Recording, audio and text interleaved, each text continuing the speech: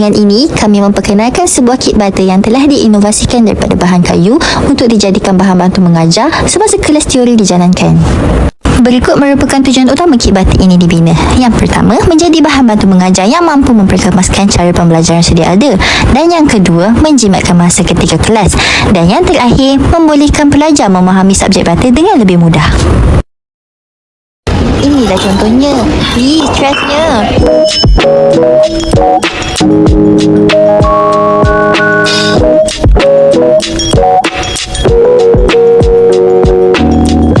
Alatan tambahan yang disediakan: plastik laminat pengganti lapisan kalis lembap, Magic Sand pengganti simen, jaring pengganti kasa ismet, buku manual penggunaan, sesiku L, spirit level,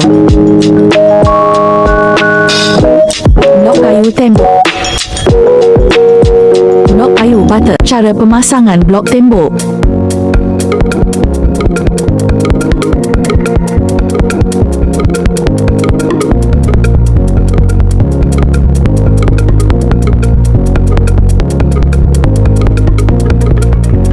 cara pemasangan blok butter, ikatan sisi butter.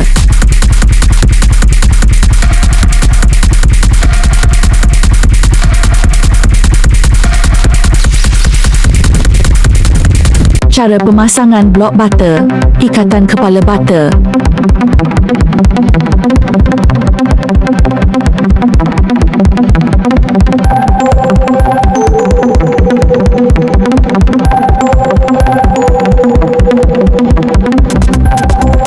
Cara pemasangan blok butter, ikatan Inggeris.